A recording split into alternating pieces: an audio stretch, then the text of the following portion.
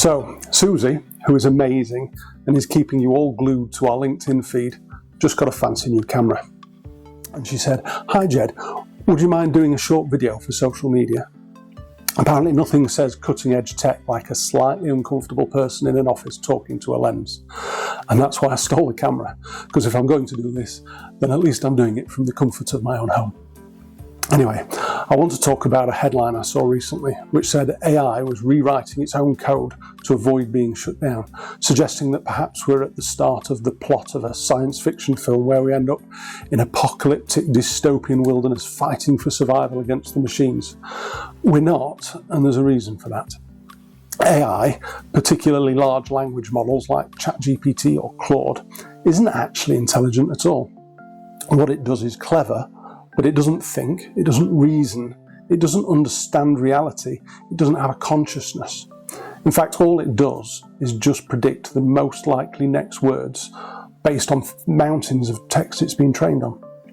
In truth, it's just glorified autocomplete that's brilliant at sounding clever, even when it's talking absolute nonsense. That sound like anyone you know?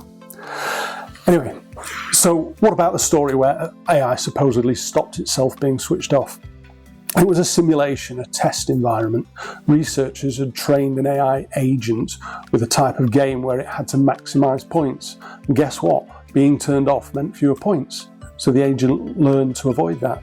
Not because it feared death, not because it had a plan, not even because it was trying to win a game. It was simply experimenting in ways to reach the objective it had been given by the researchers. So no, we're not dealing with Skynet and about to be overrun with Terminators. There's no architect and we're not imprisoned in a matrix. The real danger isn't AI taking over the world. I think there are two real dangers of AI at the moment. One is the extensive misuse of AI for illicit purposes, whether that's fake news or criminal activity like hacking or phishing. The second is the impact that over-reliance on large language models could have on natural creativity and on human learning. But those are subjects for another day. A final point, I've made reference, I think, to 2 science fiction films, but has anyone spotted a link or a reference to a film which is definitely not science fiction? Guesses in the comments.